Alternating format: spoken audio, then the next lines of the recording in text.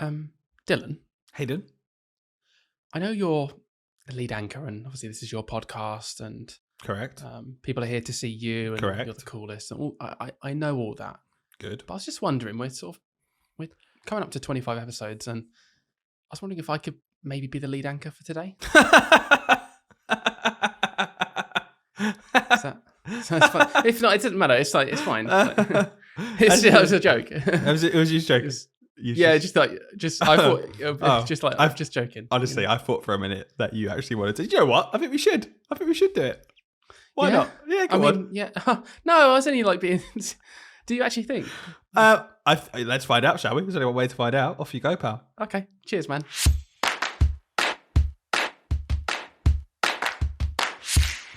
Hello, everybody, and welcome back to another episode of Teach, Sleep, Repeat. This is episode 24. My name is Hayden. And my name is Dylan. Hey, and we've switched our roles today. I'm the lead anchor, so Dylan doesn't really know much about this podcast. He has got a couple of his own notes, but guess who's in charge? This guy. So if it's your favourite episode, make sure you let us know. I need to knock him down a peg or two. And let's get going. So Dylan, it's the end of term. It's the start of the summer holidays. How's your week been? Yeah, it's been fine. I mean, I love how you start. I need to knock him down a peg or two. That's a lovely way to start a podcast. Yeah, absolutely. He's so abrupt, isn't he, guys? If you think so, obviously, again, just write in, let us know. He's a real mean anchor, isn't he? He puts me down all the time. So today, I'm rising to the top. I'm taking control. I'm already learning so much already. Thank you so much. Yeah, it's been fine. As everyone knows, it is the summer holidays, and I don't know, the first week of the summer holidays, always, I had a bit of a discussion on Threads, on our new social media platform. Just asked a simple question. What's the first week of summer holidays like for you if you work in a school? And the overwhelming response was, it's just a write-off. And that's what it's like for me. It just is a bit of a write-off. You do all your admin-y stuff that you try to get done in like a half term when you just have 1 week. And then you really hope to kind of get into some relaxing when you get to, week 2, 3, 4. I think that's like the Goldilocks zone of some holidays, but still in that zone of just letting the body relax after a really intense term. So not too much really. One other thing I was going to say, obviously, when you're an adult, you have to do a lot of adult admin stuff. We've talked about this loads on the podcast, how we've grown up and we absolutely hate that side of being an adult. It's cool that we can eat whatever we want. I could go and eat a Twix at 10 a.m. That's nice. But I have to sort out, insurance and things like that. And I've just noticed something, and I think it's since COVID, and it really winds me up, is whenever you call anyone, any kind of call center, it's always busier than normal. You find that really weird? You ring them up and they're like, hello, we're just experiencing more calls on average at the current moment. It could just... averages don't work like that. It can't always be more than the average. That's not how it works. Never ever ring them up and go, actually, yeah, we're free right now. We've got 3 people. Do you want to jump on a Zoom call and have a whole conversation? It's never like that. Always above average. They've just got to set low expectations, haven't they? I reckon the psychology there is if you go in with low expectations, it can't be any worse than what they just held on the phone. And if they're there quicker, then you're like, oh, that's brilliant. That's good. That's good news. I only waited 3 minutes, when realistically, waiting 3 minutes is annoying. I get that, but don't lie. Don't lie and say we're experiencing... Since when can companies just lie? Like, hello, I'm Tesco, and normally this shopping would cost £750, but today it's just 10 quid for you. That's just a lie. It might feel good, but you can't just lie to me. It's really annoying. I got absolutely played earlier today on one of those just like I was calling a big company. I was calling DHL to try and track a parcel, which I'm not going to go into because I'll get angry. But you know the situation. But the interesting bit here is on DHL, it gives you options like press 1 if you want to do this, press 2 if you want to track your parcel. I was like, no, I just want to speak to someone. They don't want you to speak to someone. It's just, they don't want you to do that. It's always hard. I don't know if you've noticed that in general. It's hard to get the contact number for any business now to actually just speak to a human being. Anyway, that's what I wanted to do because it was quite a unique case. And so I went to wait for the last option, which is, or press 7 if you want to speak, if it's something else. Okay, I pressed 7. And then it went through another list of stuff. That was like the other stuff. I'm like, okay, why couldn't this just been in the list? But okay. And it was like, press 1 if you're something else is this. Press 2. And I was like, for God's sake. And it got to another one. And then it said, and press 4 if you want to speak to an advisor. I was like, cool, there we go. I swear down, it went to another list. And on this list, it re-said some of the things earlier. It's like, okay, so tell me if you want to speak to an advisor about tracking a package. And I was like, oh, that's kind of what I want to do, I guess. But I do need to speak to someone. So I press that one, circle me back round to the first one of like the automated track your package thing. And I was like, oh my God, because I'd already rung them once before and tried the first option of track your package and realized that's not going to get me where I want. And I just spent like 10 minutes on this automated service just trying to speak to a human being about what's happening. Did you ever get through to a human being? I did. And then they didn't seem to be able to hear me, or I couldn't hear them, and then they just hung up after like 3 seconds. Oh my God! God! Oh my Does God. that happen to you? That happens to. I want the listeners have this happen to them as well, where it feels sometimes like they just do it on purpose, and I'm sure they don't. I'm sure there's some call workers out there who are just as frustrated as we are. But it's so you spend 15 minutes, and then the call comes off for some reason, and they're, hello, sorry, can't hear you. Yeah, it's like, oh my you God. you can't get back to them. It's not like they've got an extension where you can just be like, oh, just redial that. No, you'll get to someone else. It's fine. And be like, oh, I just got cut off. It's fine because we can just listen to the menu again and dial in 754 if you want to find out where your mouse has gone from your tracking. Yeah.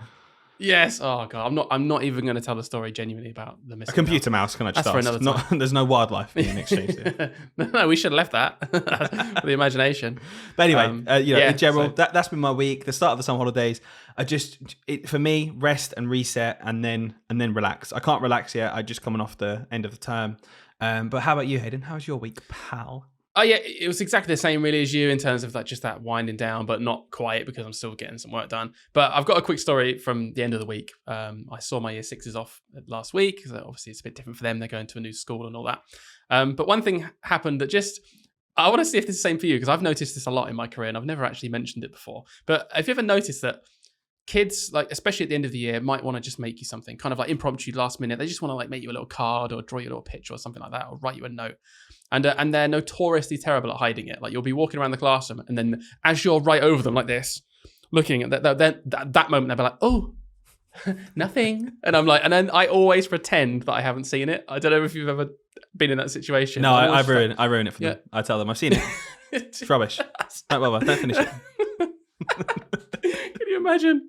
Oh, so I did that thing, and I saw these two girls were writing a note, just like a little letter, and it was really sweet. One girl was asking another girl, because she has nicer handwriting, to help her write it, because she really wanted it to be presented lovely. It was sweet. She came and showed me the letter, and it was lovely.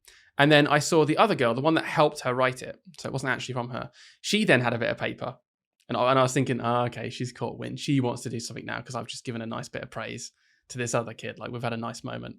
So I sort of like pretended again. I didn't see her. I'm walking around the classroom. Oh, that's good over there. Yeah, avoiding them.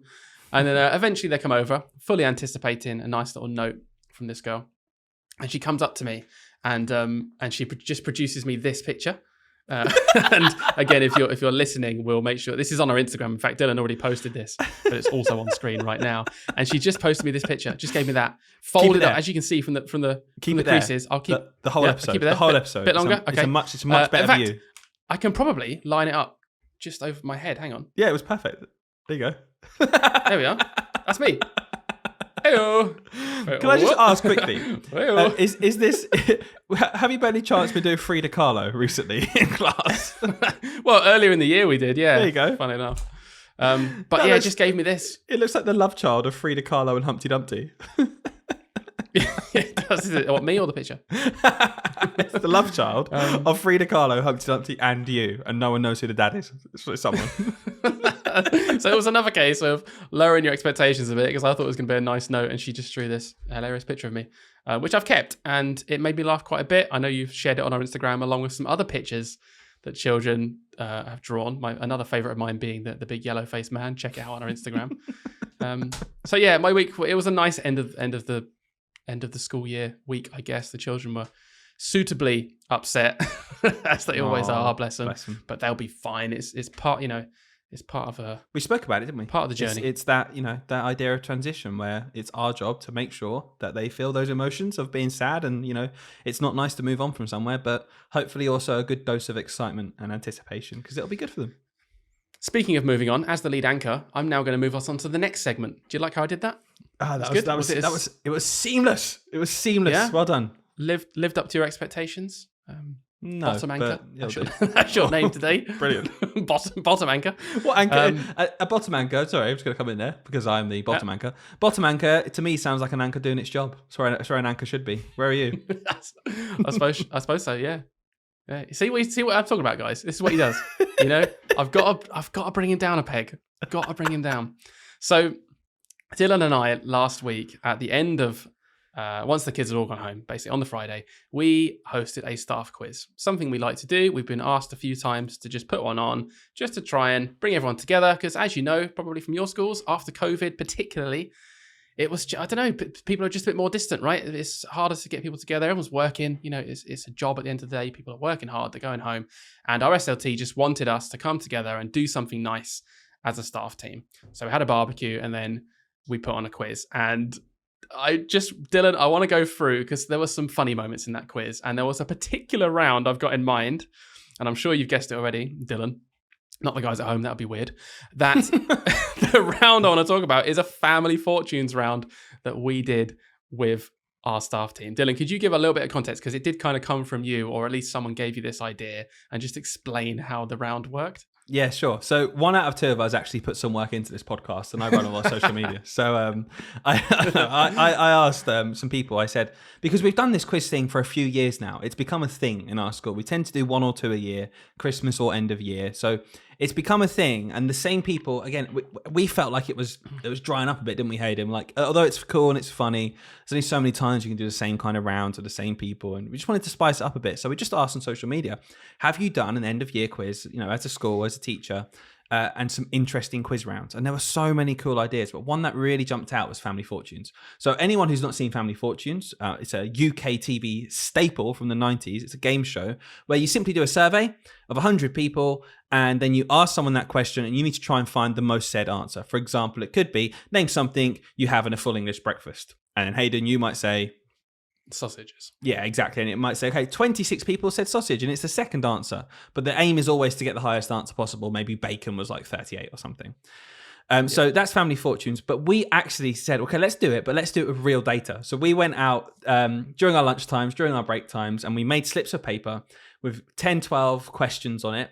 And we just asked the children to fill it in. Simple as that. And we did a round with our staff where we would ask them the question. We asked 50 children, what's something that might annoy their teacher or something like that. And we got some of the answers. And I'm sure you can already tell if you're a teacher or a parent of young children, some of the answers were hilarious. But Hayden, I assume you want to go through some of them. Yeah, well, let's start there. So I've picked out a few of our favorite questions. Okay, I'm not doing all 10 or 12. That would just take forever. So if you want to play along at home and just have a bit of a laugh, especially if you're a teacher, you might be able to. I was as my lead anchor, like mindset came in there, like, Hayden, we can't do it for half an hour. Yeah, I've again another tick there. Thanks for that interruption. So if you want to play along at home, because you think you could guess the answers, then yeah, just do so. A bit of a laugh. I'll share with you the top 5. So the first question I'm going to share with you, and Dylan, feel free to jump in if you remember anything. Hayden, you don't need to tell me to jump in. I just do it anyway. Oh yeah, of course. You'll just do that. Yeah. So we asked 50 children at our school to name something that annoys your teacher. So if you want to play along, then yeah, just have a go. See if you can get the top answer. So 2 points, bang you on the table. 3 points, not listening. This one, interesting. 4 points, 4 children put talk about his bald head. So you can tell that, or maybe we were going around doing the survey for this one. 10 points for shouting out, and in first place, 20 points, talking. Kids know, don't they? They just know. Talking whilst the teacher's talking or whatever. Oh, it's very frustrating. I've got to say, there was obviously in each round, the ones outside the top 5 didn't make the cut. And a few honourable mentions for that one. Carrot. Yeah. Don't know if someone got the wrong box. So name something that'll annoy a teacher. Carrot. Or there's a teacher out there who needs to tell us a story involving a carrot. I don't know what on earth happened. And the other one, putting a snake in their face. Again, we didn't want to raise it with any of our staff. I mean, I don't know what happened that day. But don't go around putting the snake in the face of your staff. One that made me laugh, and I know it's innocent because it was someone in my class that did it just to try and make me laugh. Just wrote on theirs in front of me. Just looked at me. Being myself. I was like, oi, come on, I'm not that mean. But yeah, that made me laugh as well. So next question. We asked 50 children to name the most famous person in the world. This is a good one because I always think to myself, who do they like? And this got a lot of answers, didn't it? This got a lot of different answers. A lot of different answers, and the teachers definitely found this one the hardest as well. I don't think we had many points for this. So here we go. You might not be surprised to hear. Coming in 5th place here is Mr. Beast, 3 points for that one. The next one was me, as in not me, but the children wrote me, so themselves, for 3 points. 3 children wrote themselves, the most famous person in the world. Mr. Price, so Dylan, 6 points. Third most famous person. I will say though, Mr. Stevens, as in me, 7 points. So most popular. That's why I'm the lead anchor today. And in first place, with only 1 more point though, Elon Musk. Whoa! And you are nearly as famous as him. So I thought the kids did really well there.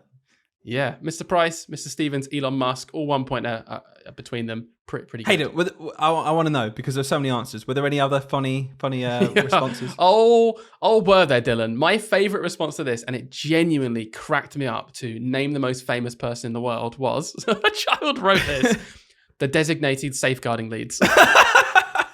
And I found that so funny because at our school, we make it really apparent to the children that, and it is important this, I'm not taking it away, they need to know who the safeguarding leads are in the school. It's important that children feel safe and they know who to speak to. But clearly we've been drilling it a lot so they know who they are. We've got posters everywhere. Most famous person in the world, them. I just love the idea. The kids sitting there thinking, it's either King Charles or the designated safeguarding leads. I've got to go for that one. Well, there's 27 posters of them around. There's only one of King Charles, so probably that one. Although someone else did also put the same thought process there. They put my dad. Just right, my dad. Definitely. So that's quite sweet. Well, they see him the most probably out of everyone, so why not? Yeah. Right. Do you want to do the next one? Yeah, I'd love to do the next one because I've got this up now. So we asked 50 children, what is the most common thing to go missing from a classroom? Okay.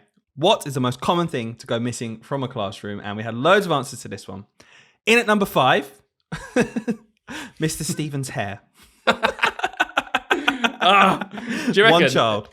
It was that kid. It must have been the same one that drew this picture. I just love the idea of always goes missing. Like sometimes you have it. I was like, where's that hair? Where's that hair gone? Is it under your desk? Yeah. Come on, get his hair ready. In at number 4, pencils with 2 people. Not wrong. In at number 3, scissors. 8. Again, any primary school teacher, we know the pain of handing out scissors, and there's just 7 that have gone missing somewhere, and we don't know where. Number 2 was pens with 15. How many children at the start of a lesson, after you're 10 minutes in, you're like, right, kids, let's write the date and what? And they're like, I haven't got a pen. So what have you been doing for 10 minutes? Yeah. So again, made sense. Number 1. I'll tell you what, before you say number 1, I'm going to interrupt you here. I bet this is the biggest divide ever between teachers and non-teachers, because I reckon teachers could be screaming at this podcast right now, knowing what this is going to be. And if you're not a teacher, you're probably thinking, I don't know, would have been one of the other ones, right? Go on. Yeah, exactly that. Glue sticks or glue lids. Like the kids, 21 out of 50 said that straight. And when I was watching them write it down, I remember because a few were in my class and they just went, glue, like looked at me like with like daggers, like you never give us enough glue sticks. Yeah. And this really hits home as a teacher. Glue sticks and lids. Where do they go? The lids, man. Oh, it's the bane of my life. I don't know about you, but I keep a pot. Well, I try to. It was always empty because they're constantly being taken. But I try to keep a pot of glue lids. So when someone goes to throw a glue away, I'm like, whoa, don't throw the lid. Give me that lid, because someone always loses a glue lid, and you find a glue with no lid on it. Anyway, last one. Should we go through it? Let's do it. Right, last one, because this is one I really want you to play along at home. Okay, because we really did genuinely ask them this. This is funny. So we asked 50 children at our school to name a country in Europe other than the United Kingdom. Keep up. Other than the United Kingdom. Other than the United Kingdom. So coming in 5th place with 2 points, USA. Classic European country. This was even better. 4th place, 3 children decided to put Britain. Now, can you other imagine, than the UK? Can you imagine at this point the face of the geography lead in our school? Yeah, they got fired. So coming in 3rd place, Italy. 6 points. Strong answer. Well done, you 6. Great. Yep. 9 people for 2nd place, but Spain. Good. This is hotting up, Hayden. I mean, what came top? Okay. We rehired the geography lead at this point. And top here, name a country in Europe other than the United Kingdom. 10 children for 1st place wrote Scotland. It was, it's like, it's nearly there, isn't it? It's not remotely nearly there, actually. But, apart from that, apart from the very key part, apart from UK. I did think about this, though, after. I thought, it's because we live in the UK that we kind of just ignore how ridiculous our country is. Like, what? Of course, the children get confused because we live in England, which is a country when they watch football and sport and things like that. And then we talk about it like it's a country because England is a country, but actually the United Kingdom is the country and there's only one parliament. But actually, no, there's a parliament in Scotland who make rules for Scotland for some things and in Wales for some. Like, what? What's going on? It's mad. I'll tell you what, you never know as well. If you're listening to this episode in the future, Scotland might be a really good answer. That's such a good point. Hey, you never know. Nicola Sturgeon's there like, oh, you wait, boys. Maybe not her. Hasn't she been arrested or something? I don't know. Well, anyway. I don't know. But it's like a Simpsons episode. We've predicted the future. There were a couple of honourable mentions, though. I know you'll want to read these because I remember how much it made you laugh. So go on, Dylan. No, it just really did make me laugh. We're going to read some other questions. So one thing, we're a church school, obviously. So one of the questions was, name someone from the Bible other than Jesus. Right? And two separate children must have been taught this recently. They wrote, just think for a second, the Bible, just all the people in the Bible that you could possibly write down. And two people wrote the white dove. First thought that came to their mind. I respect it. We also had. Do you remember when I said, I think it was, how do you annoy your teacher? And someone wrote down carrot. Yeah. We also asked them to name a Halloween costume, and one person also put carrot. I think something's going on with a carrot with this kid. Did they write carrot on all of it? Any chance? We look across it, it's just one for carrot in every single column.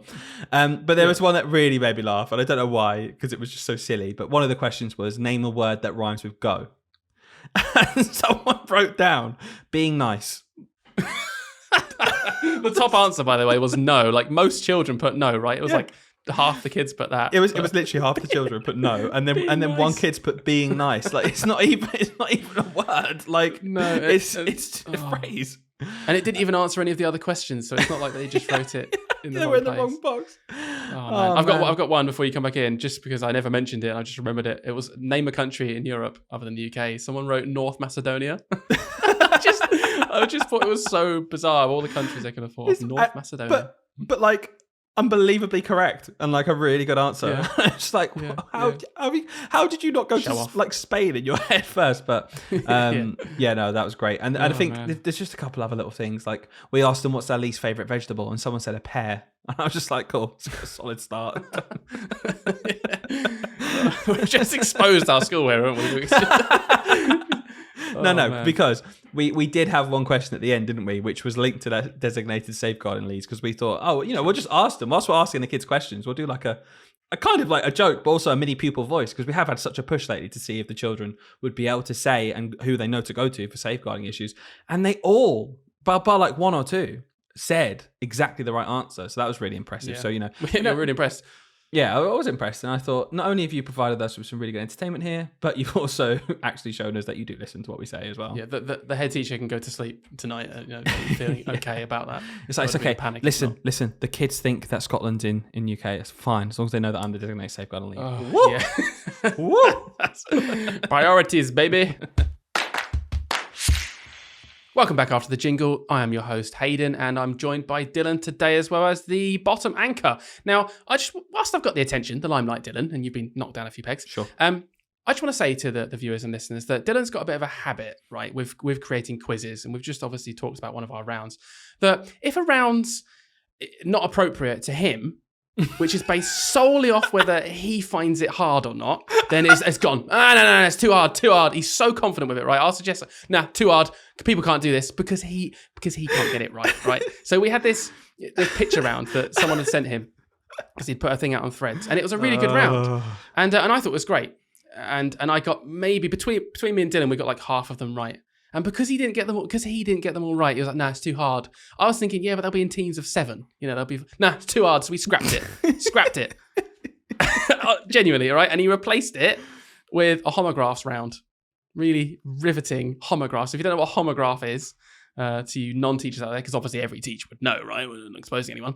Homographs are words that are, so spellings essentially, that are the same, but they have multiple meanings. For example, minute and minute. It's spelt the same. So if you looked at that word on paper, that's a homograph because it can mean something to do with time. It can also mean small. Or produce and produce, thinking about fruit and to create something. So those words are homographs, and Dylan made this horrible round, by the way, way harder than the picture round. I got like 3 out of 10. I could not do it. But more importantly, I could do it. So you could do it. So it stayed in. Dylan could do it. So it stayed in the quiz. So Dylan, I just wanted to put you on the spot in this podcast because I've written 3 more. And let's just find out, whether you are the homograph. Should we give king. the people just a very quick example of what a question would look like? Just so they can play along as well? Yeah, sure. So it would have been...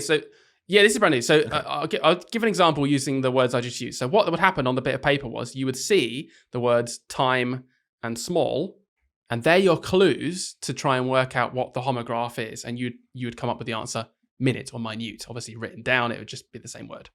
And the same with fruit and create. The answer would be produce.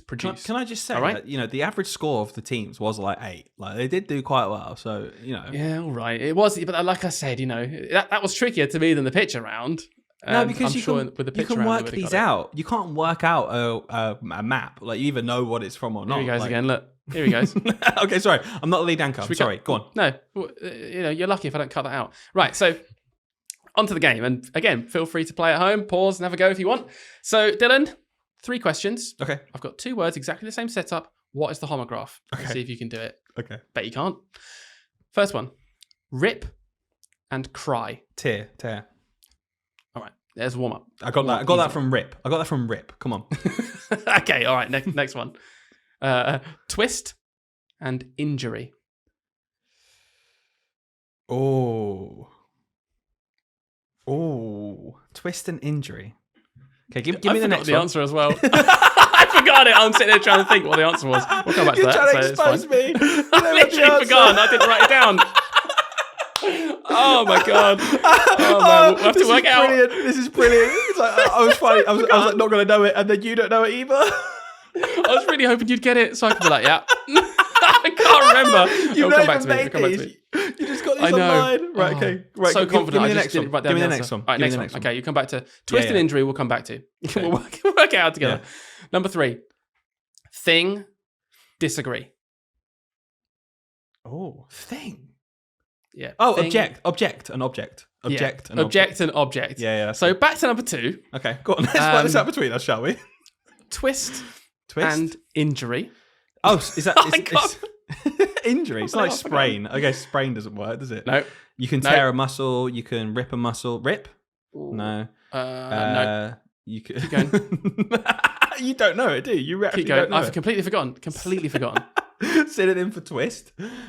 Twist. People at home are pretty shouting us right now. So twist and injury. Like injury as in like a noun, not like to injure someone, like an injury. Yeah, as a noun, an injury. Okay. Twist and injury. Twist. I'm going to remember it. Turn.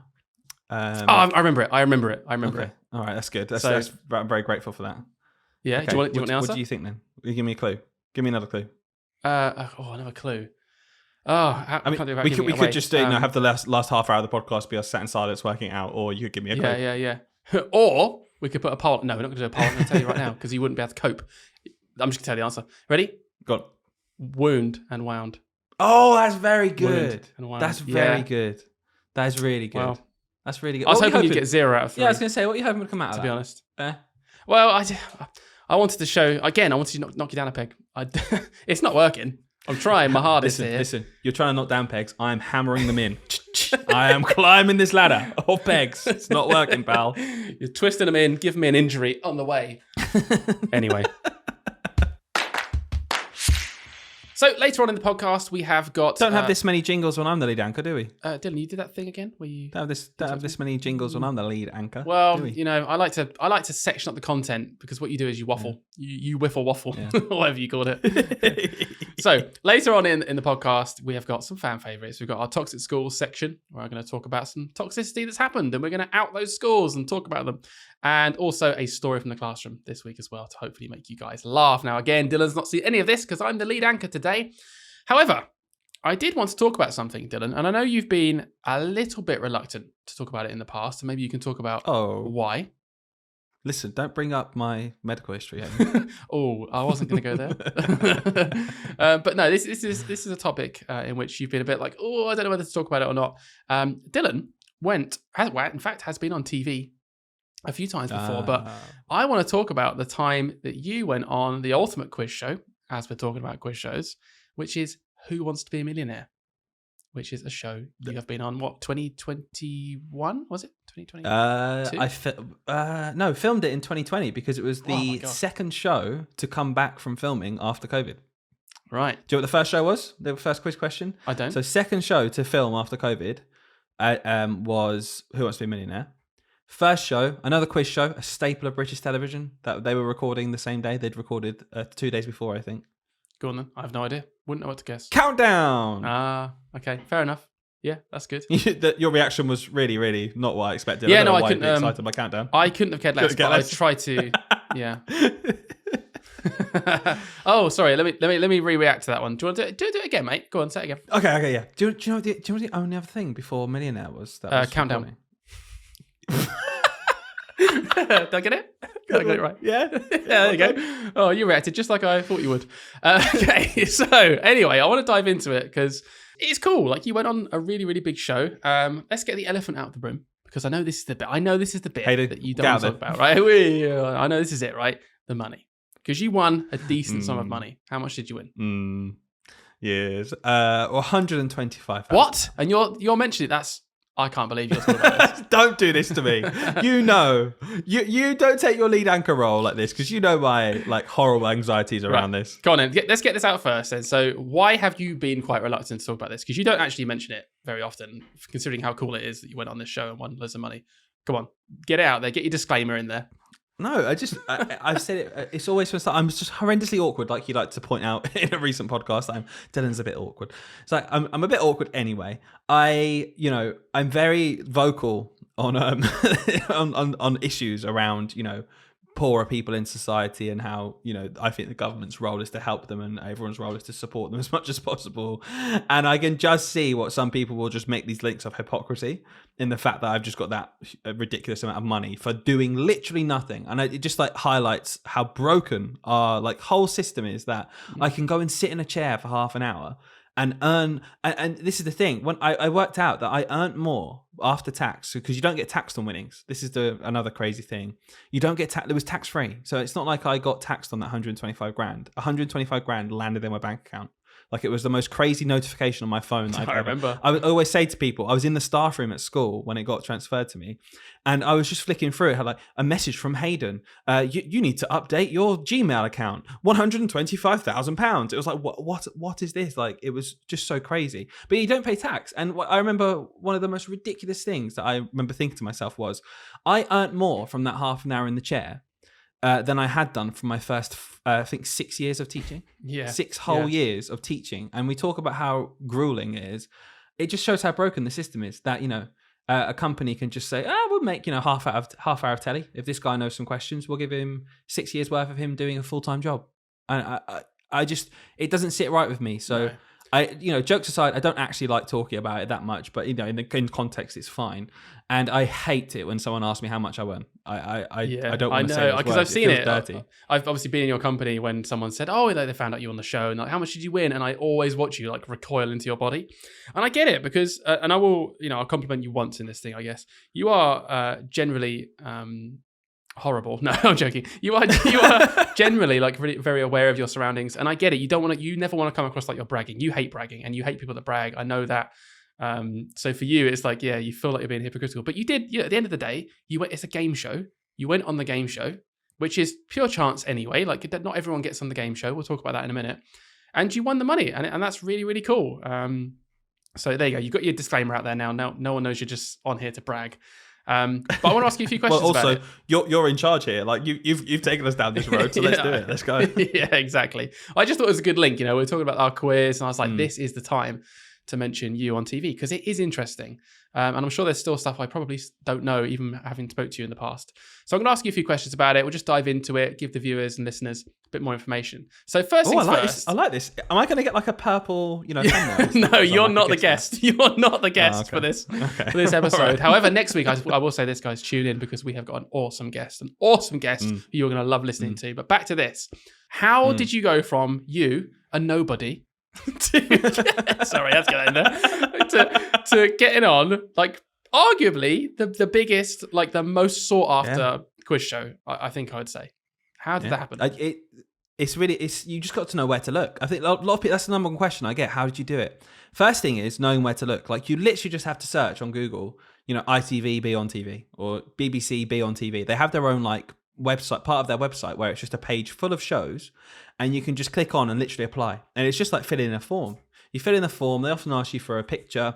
That sometimes if they're really trying to like sift through people, if it's a really popular one, they might ask for like a 2-minute video, because I think a lot of people kind of get to the point where, I've got to fill out all this form and a 2-minute video. And I think the producers are just like, how can we get as many ways to stop hundreds of thousands of people applying? Yeah. So you just got to be relentless as well. Like I applied for Millionaire.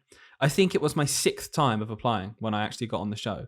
And each time I applied, I got to various points in the process, because the first thing is you have to fill out a form, and it's just questions like, what would you do with the money? What's your number one hobby? Because not only have they got to try and sound you out, like, are you decent enough at quizzing for it to be interesting?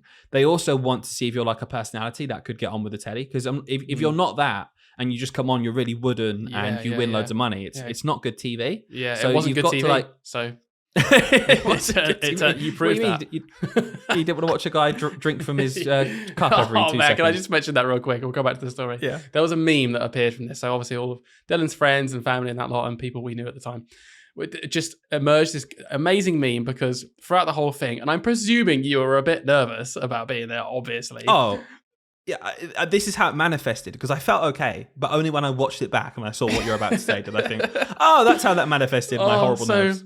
Loads of people picked out the fact, and you can watch it on ITV Player, right? Is that a thing? Or is it on YouTube? Yeah, it's on there still right now. Yeah. You can find it if you really want to, but there's just, Dylan drinks from his water, honestly, like every 5 seconds.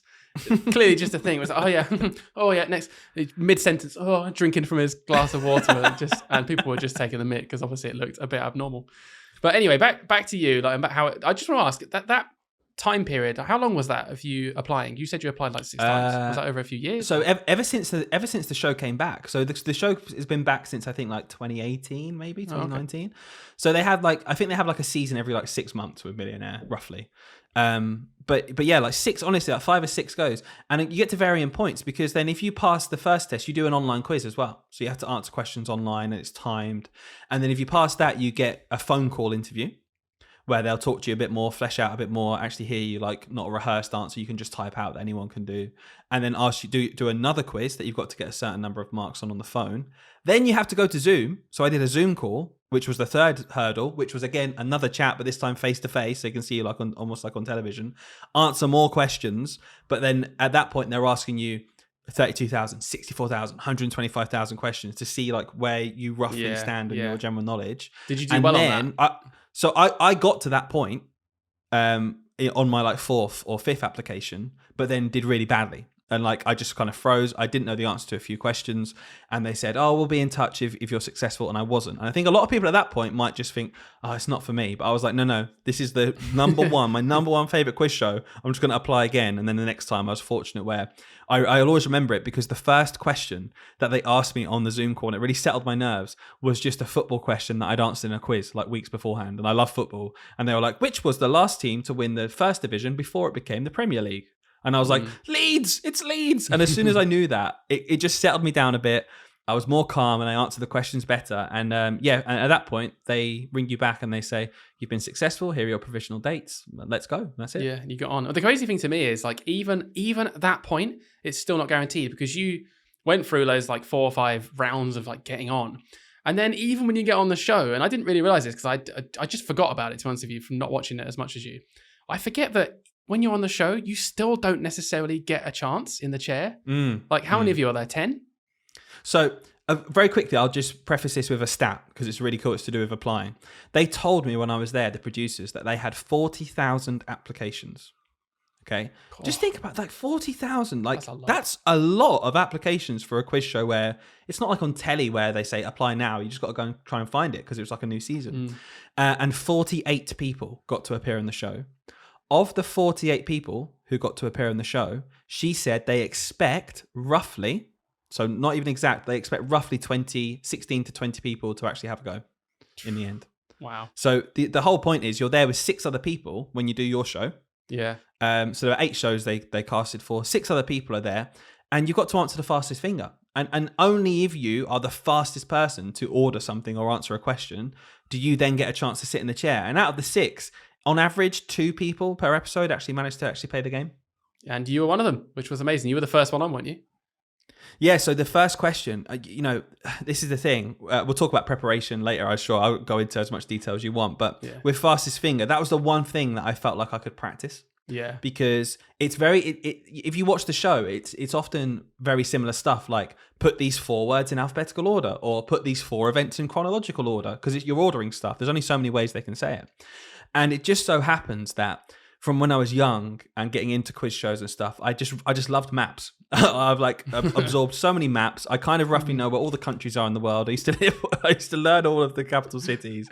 And the question came up, number 1 was geography. And it was, I still remember it now. So it was, list these 4 cities in order, closest first from London. Yeah. So That's right. And there were 4 random cities, and they all began with B, because there's always some kind of link, but it's just nonsense. And it was Baghdad, Brussels, Bangkok, Budapest. So straight away, I'm just thinking to myself, because you hear the question before the timer starts. So I didn't know the answers, but as soon as it said from London, I was like, oh, I literally might know this. Because if it was a question like these 4 bones in the body, I'm just rubbish with that kind of stuff. I just wouldn't have known it. If that came up, I'd have kind of switched off and been like, oh, okay, this is going to be annoying, I'll guess. But because I knew I might know it, I kind of was hyper aware then. And then when it came up, I was like, duh, duh, duh, duh, like, that meme with like all the numbers going past someone's face like this. You get like I that just as well. felt like that guy. You get so far. I've seen you in that like when you're hyper focus mode. Like it is impressive to be fair. You always win games and stuff because you're ridiculously quick when you're in that zone. Well, this is the thing. I think that young people have a disadvantage. So I noticed something with the game show. People probably, it's a really good thing that we have more inclusion than ever. If you watched Who Wants to Be a Millionaire in the 90s, right? First of all, they had like 16 people each show, not 6. So it was really hard to get on. But they were all 50, 60-year-old white blokes who just love quizzing. Because they're the people who like quizzing. It's not even a bad thing. Like more of them applied, so more of them got on. But obviously these days, it's not a bad thing. A lot more inclusion, and you can see, you could just see from the people that were there, it was a much wider representation of society. So they've made that conscious effort to do that. And in every episode, there are 3 women and 3 men, because men apply for this in huge numbers compared to women, but they made the decision, let's just split it in half. And that's a good thing, I think, just for that kind of representation, get them interested in it and stuff like that. Anyway, they have 2 younger, male and female, 2 middle-aged male and female, and 2 older male and female. And if you watch the show, you'll notice that pattern. But the problem to my benefit is young people are doing really well on the show now because they have quicker reactions. There was a guy who also knew the order, who must have been in his 60s, maybe in his 70s, but he just wasn't as quick at me as putting in the answer. He might have even have known it quicker than me, but just didn't have that reaction time to press the buttons properly. It was just a physical test. Exactly. And I thought it's not really fair. Like, really, if you're going to do that whole age thing, if they're all 60, then that's fair. If they're all 20, that's fair. But I did think, because the 2 people who had a go, during my episode were me and the young female. Oh, right. We're the 2 who got in. Yeah. Man. And like, so, you're at the point now, you've just won the fastest finger. You literally know in your head now, I'm about to be on this show. Like, I'm going to be on TV guaranteed now for more than like 20 seconds from that fastest finger game. And you're sat there in the chair, drinking your water every 5 seconds. What was going through your mind at that point in terms of like your expectations of what you thought was going to happen? Like I can't stress this enough, and it's just true. Literally nothing. Like I can't. I finished recording. End the pod there. No, I finished recording, and for about half an hour after, because I was on such a weird, like, emotional state, I couldn't remember more than half of the questions that I just answered. Like, it's such a, like, you just like transcend yourself almost and sit down, and then Jeremy Clarkson's opposite you, which is just bizarre as well, because he's just a bloke on the telly, and you see him, and he's like 7'4" and just absolutely massive.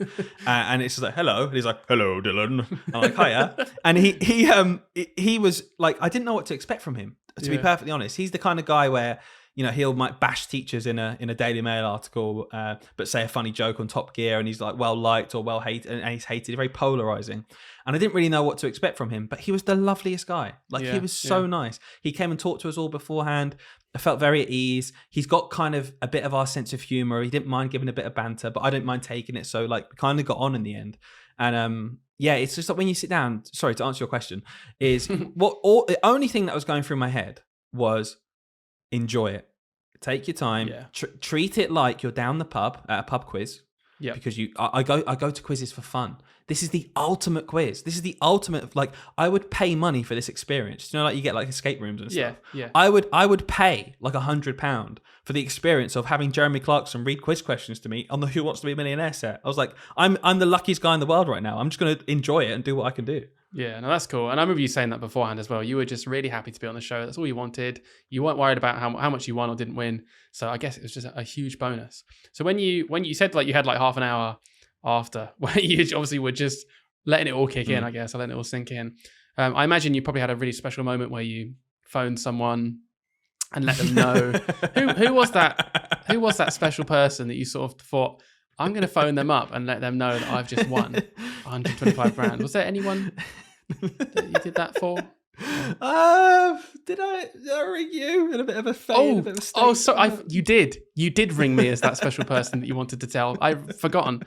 Oh man, I remember that. In all seriousness, obviously you did let me know, and I remember exactly where I was. I was in the kitchen. Lauren was with me. We were just doing some everyday stuff, and you rang me. My heart sank immediately because I knew obviously you were gonna. You knew what was happening. Yeah, I knew you were gonna tell me something. I hadn't spoke to you since the morning because you'd been getting ready on set. Obviously, I had your phones get taken off you. Oh yeah, so you couldn't even have anything. So you had to come outside, didn't you? So I had no live updates. I just knew that you were going on the show. Didn't even know if you got through to the chair. So the fact that you called me and it was like, and you were really quick and you were just like, yeah, I won 125 grand. I was like, no, you didn't. No, you didn't. I didn't believe you for like a solid 30 seconds. I was like, you're the kind of guy who will obviously prank me. No matter what happens, I was like, he's not going to tell me the truth firstly anyway, no matter what happens. He would just tell me you won $1 million or something. Oh man, 100. And I was so buzzed in that moment. Like, it's ridiculously how like empathetically excited you can get for someone else. And then it sunk in that obviously I didn't win anything. And I was very depressed. No, I was just we really did everything excited. together. We did everything together. The business, our careers have gone in the same path. And then suddenly I'm just like, whoop, bye. See ya. Got this money now. See you later. But that was brilliant. I mean, the burning question really, and we'll probably circle back around to like how you prepared and stuff, but I know people want to know, what did you do with the money?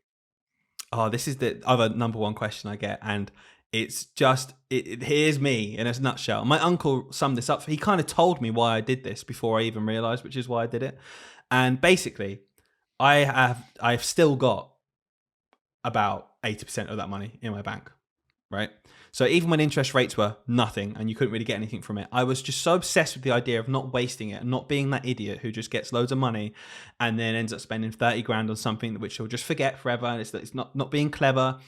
But then equally, so many people said to me when I won that money, oh, you should get a couple of buy-to-lets. You should put that down, get a little 25% mortgage, get some flats, have a bit of buy-to-let.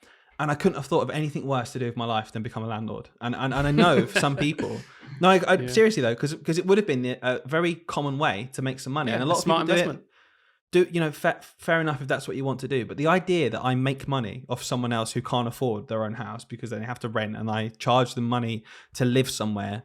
And then if I want to sell it, I can just tell them to get out. What's their home, really? And just because I won on a game show, which is completely irrelevant, like I couldn't live with that. So I just kind of kept the money thinking, well, one time we might move, we might upgrade our house, which is essentially what we're trying to do this year, trying to move into a home that's bigger for the future. But, I kept it basically. And what I did was I kind of chunked it off. So 125 grand.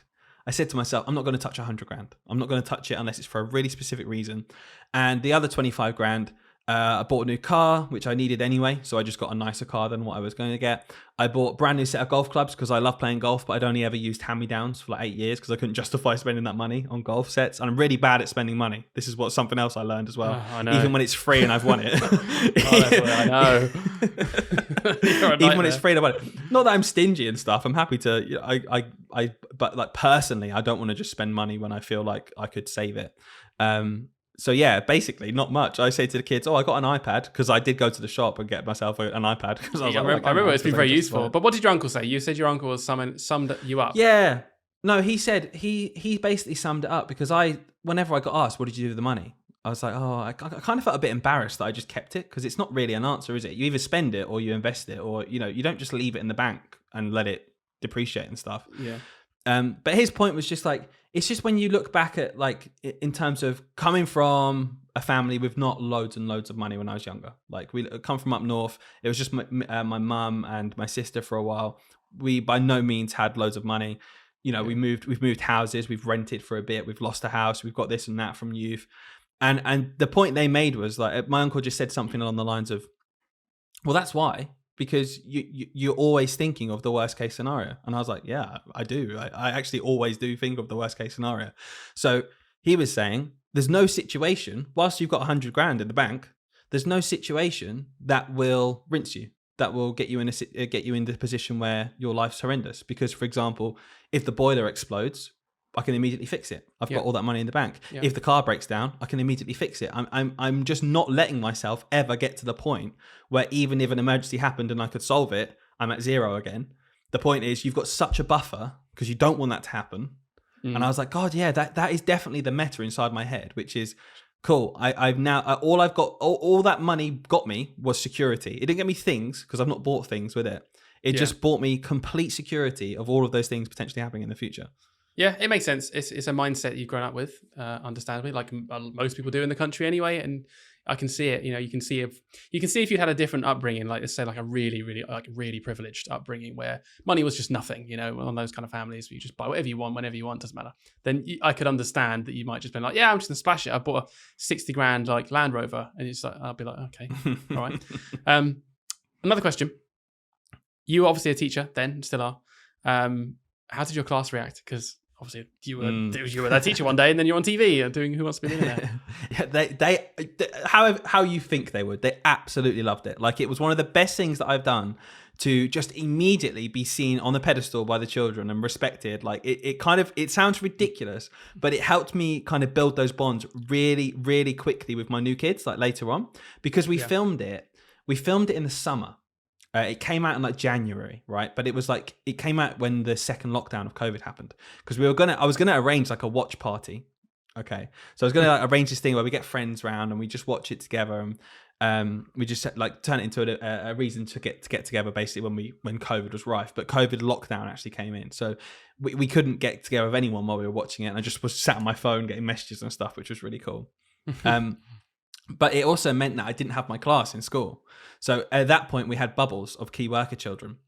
So it's still cool, though, because I still showed them because it was on ITV Player the next day. So we went online, we watched that, and it was before lunch, and they were just hooked. But I also had like, you know, office staff coming into the classroom and TAs and stuff coming in to watch it because everyone was just so buzzed. And it was a really nice pick-me-up at that time for a lot of people in school, because it was so depressing. Like, it's really easy to forget how depressing it was socially at that point. I know people kind of cracked on with work. We were at that really horrible point of COVID where everyone was just expected to crack on with the work, but no one had any social interactions with people at any point. And it like really ground people down. But me personally, obviously, it was a really real bonus being able to have this. But for other people, I felt the joy. They were just happy to be like, oh, this thing happened. Isn't that really cool? Yeah, and that's for the kids. Like, they love nice, it. Yeah, exactly. And I had the same thing. I had you on my Google background for ages at school because I knew the kids. It made the kids laugh. They were like, "That's Mr. Price." Like, and he was on that. Some of the kids still didn't know. Like a couple of years later, it's like, yeah, he was on Who Wants to Be a Millionaire. You should ask him about it. And they're like, "That's so cool." So yeah. Definitely. No, and I still get it now. Especially where I've taught siblings and stuff, because like from their point of view, I'm the teacher who's famous. They just think I'm famous because as soon as you're on TV, you're famous. As soon as you've done a YouTube video, I'd say this to any teacher, by the way, listening. If you want a really quick win with your class, if you're doing a lesson next year where anything you could turn into a video, we did this like 5-6 years ago, but it wasn't on YouTube. We just recorded ourselves as a prompt for a lesson. If they see that you're on YouTube, or if they see that you've made a video content, immediately elevated. You're like, oh my God, that's cool. My teacher's made a YouTube video like that. It's just such an easy win. And like being on national television, I got cards and stuff from the kids that year. I got one card off Moonpig, and they'd screenshot.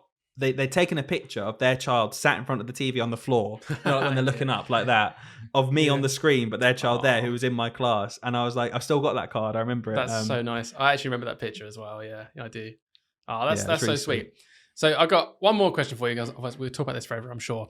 But I remember the context of this question is all the children at school.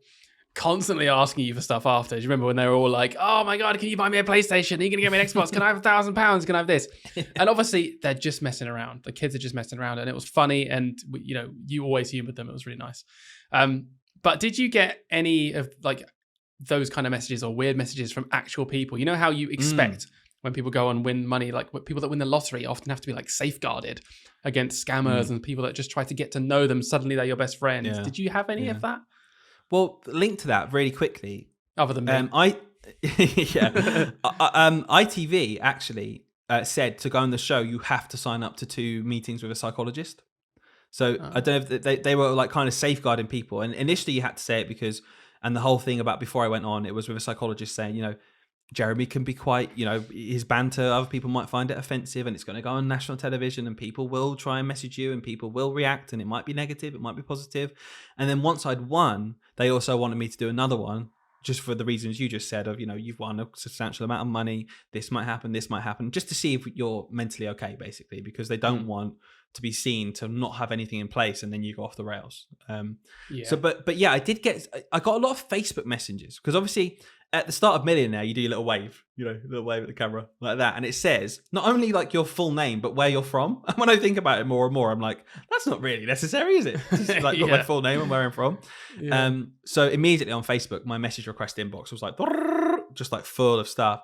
And it like nothing completely inappropriate, but a lot of older people kind of like, and the vibe was a bit seedy, let me just say, like sometimes. And a lot of just genuine comments from people saying like, well done. But, to go and find a stranger, like there were people from like, Stratford and like Edinburgh, and it's just a bit odd. I didn't really like it. I didn't interact with any of them. They're probably chancing their arm thinking, oh, if I'm nice to him, he might like be my friend. And then maybe I don't know, give me some money or something like that. I don't know. It's just strange. Or they're just being genuinely nice, like and it's just, that's their way of saying something. I don't know. I did have one like unbelievably nice moment, and I'll always regret it because I never got round to replying to this person, and I still now get that because you're just in school. I saw something, I was like, oh, that's amazing. I'm going to make sure I reply to this properly, but I just never got round to doing it, and I still regret it now. And I still might make sure I do this at some point. But I got a letter, a card, right, which was delivered to school. So one of the children in my class at the time, her great grandmother lives in Wales, and you got to remember, peak of COVID, this woman must have been completely isolated. Okay, completely isolated, just watching telly, ringing her daughter who lives in Kent with their grandson and stuff, granddaughter who I teach. She just got me a congratulations card. This woman, she was, I think she was in her 90s, handwritten from Wales, saying, "Dear Mr. Price, the most lovely letter. Like, well, congratulations on this. It was so refreshing to see, a teacher, she was just being really nice to me, like carry himself so well. My great granddaughter loves being taught by you. She's so lucky to have," and it's just like a full side, this lovely comment. And I just remember at the time, because it was peak COVID, and I just like, I couldn't express enough how grateful I was that she wrote it, but also how like awful I felt that was her social thing. Because she even said in there, because of COVID, she doesn't have as much social stuff now. She can't go meet up with her other people and do her clubs and stuff. So she felt like she had something watching TV and seeing me on the show. And I remember thinking, I need to reply, and I didn't. And I still right now think, I know. And I right now just think, I hope and I pray that she doesn't think that I was just being ignorant or something, because I really, really appreciated that. Another reason that you're not the lead anchor today. It was a nice story, and we ended it on a really sad note. I'm joking. I'm sure she didn't expect anything in return. She probably just wanted to like share her genuine gratitude for you going on and being the teacher of her grandkid and that.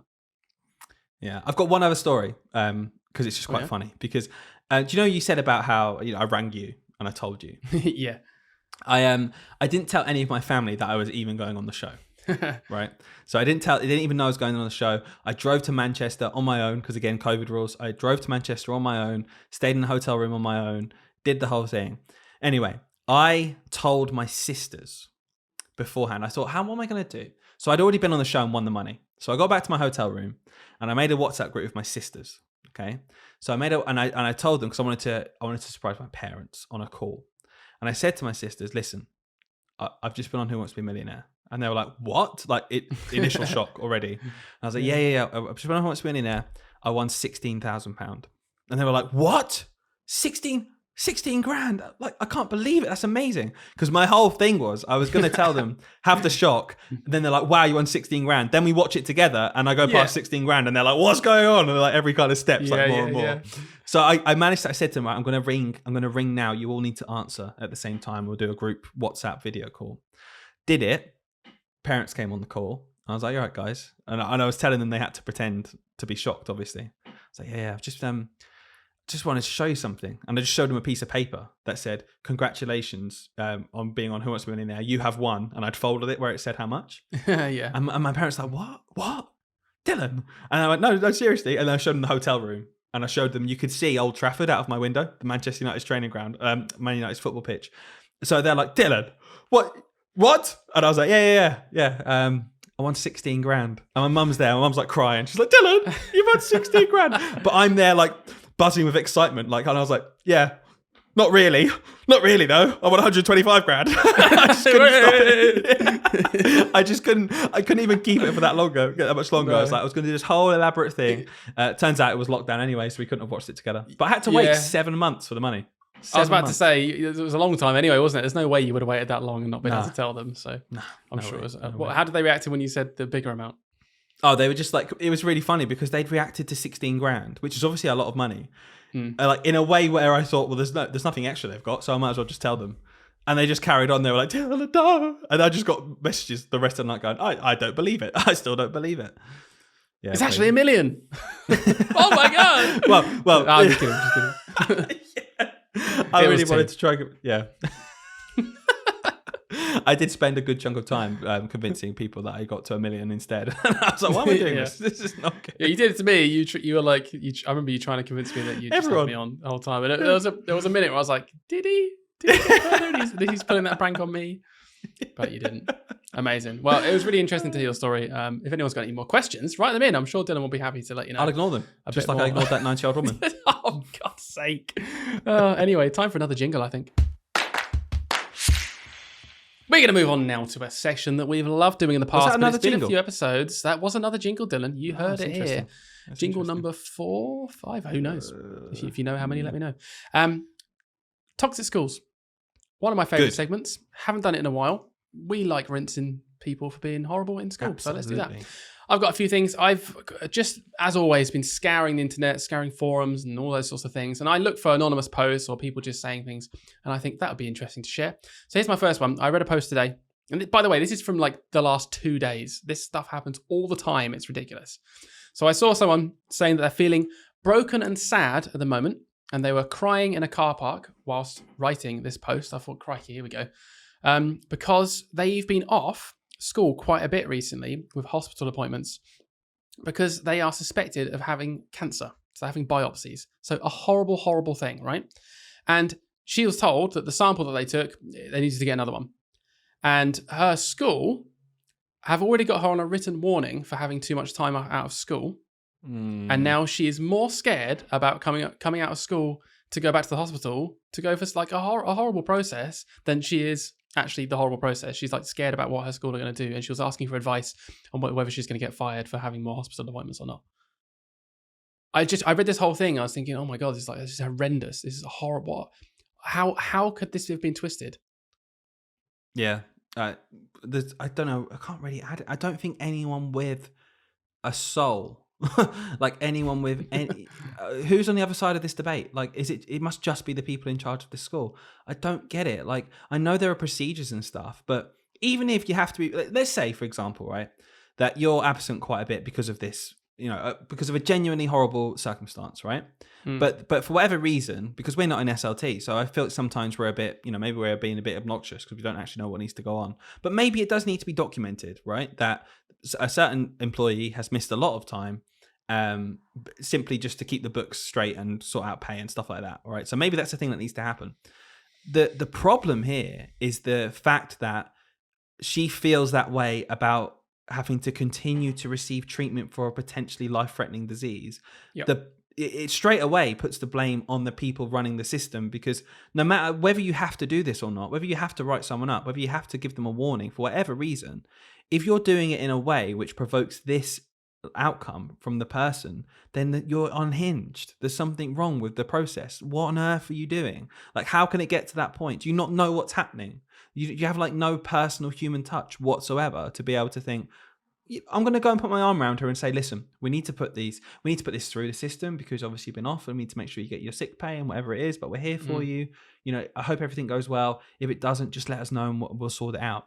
It sounds like it's just, all right, cool. You're off sick. All right, I'll just write that up. That's a warning, by the way, because it's been 3 days now. See ya.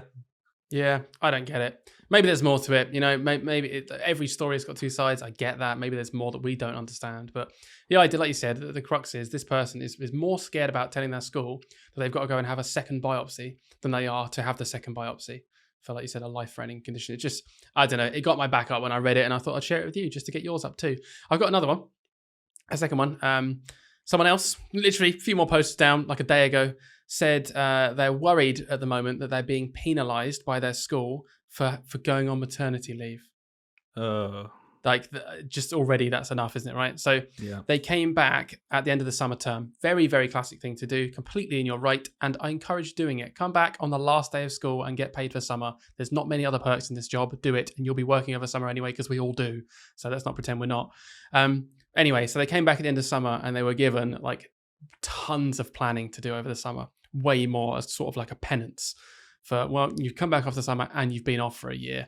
So they felt like it was just not justified. Like, they were getting way more work than other people. They've been told to plan this like enormous unit. It's got to be ready for September, day one.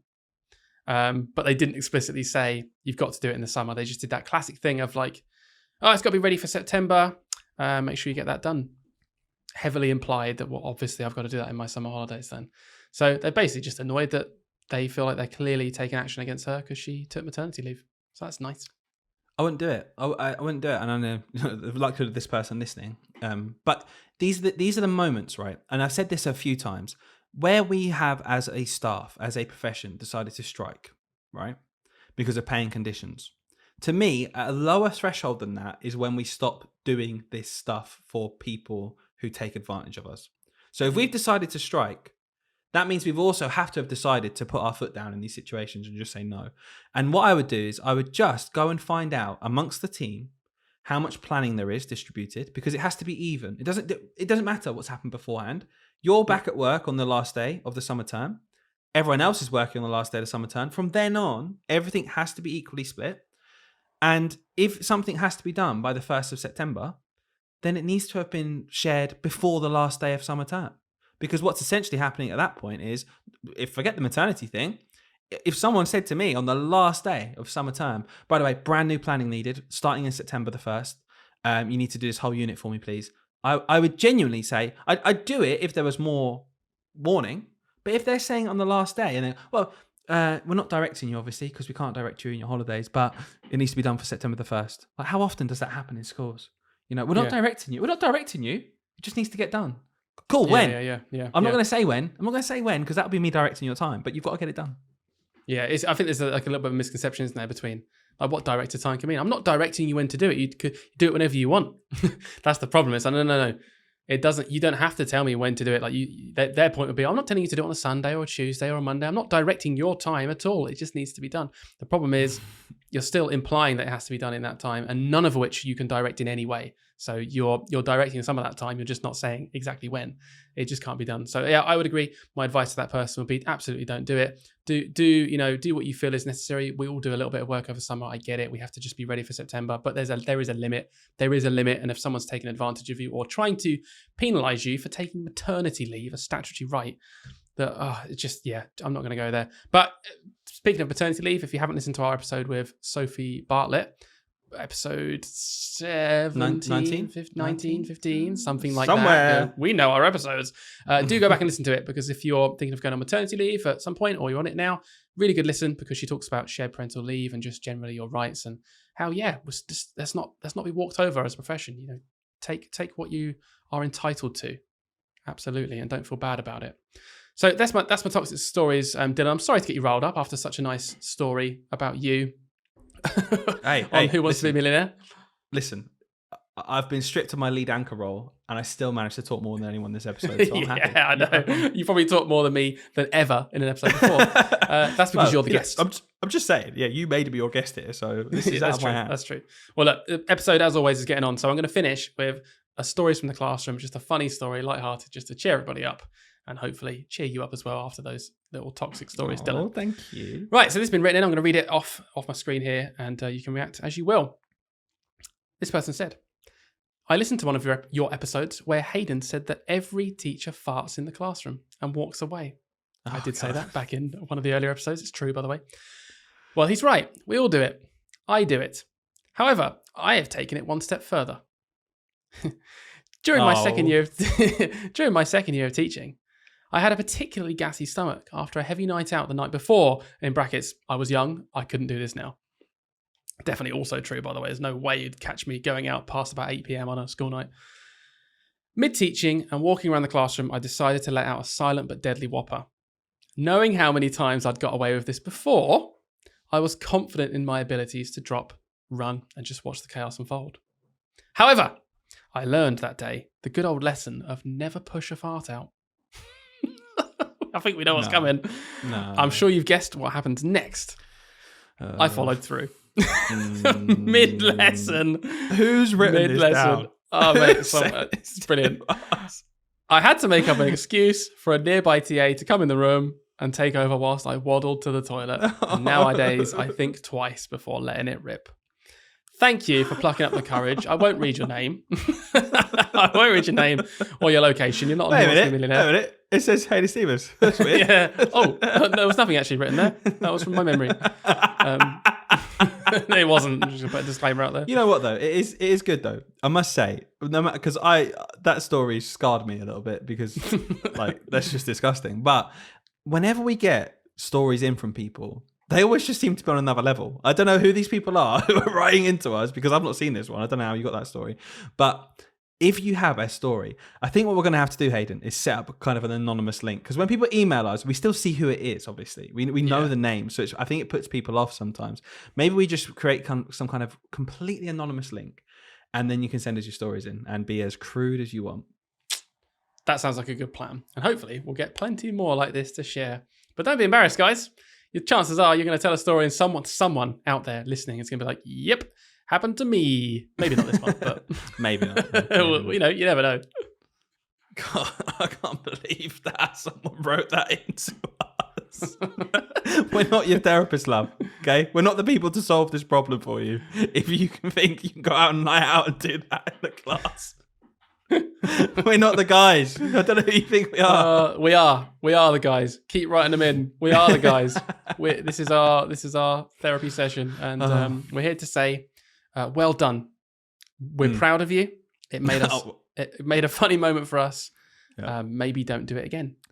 Maybe. And I'm just gonna say, Hayden, bravo on your first lead anchor appearance. You really wanted to show the people why we decided from the offset that I was in charge, and we did that today. Did we? Well, that's the poll. So go and vote now. Who should be the lead? Have we done that before? No, we've done that. I think what we should do. Yeah, we should do a very simple one. Okay. Which is... should I cut Dylan off at the end of the podcast? that's what no, go on, speak. Yeah, it's your turn. Go on. I'm scared. No, it's all right. You speak. You're going to cut me off? Nope. I'm going to speak really quick. Wouldn't do that. Let's speak really quick. No, tell us what you've got planned. No, please do take over and to tell us the poll. You asked me what's on the poll. I think the poll should be... So basically, should it be... should I... I tried to get you. You knew it was coming. Go on. I knew it was coming. I stopped. Go on. I promise I won't now. I won't. Hayden. Joke's over. Listen. The person who interrupts the most knows exactly when to interrupt. So I knew when to stop because you were going to come in. I was like, I'll do it then. True. Stopped. Can't interrupt the interrupting. It should just be very simple. Was this episode any good? No. Well, no. Well, but then all the people can't vote yes. Why would we do that to ourselves? Oh, that's weird. Yeah. Well, it's a joke.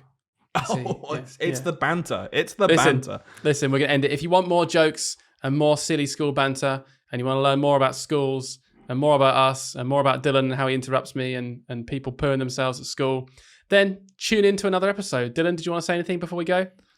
You can cut me off probably. But I was just going to say, for anyone who's made it this far, we do have a very, very, very special guest next week, and it's well worth you guys tuning in. So do follow, do press the bell, give us a rating, all that good stuff. It really helps us out. So that's it from us, from me, Hayden, the lead anchor to this episode and probably all future episodes as well. And also the other guy, Dylan, the Mr. Hypocritical teacher here, who talks about striking and getting more money, and he's got 125k sat in the bank. What have I done to you to get All this right, ribbon mate, today? see you later. Bye. What,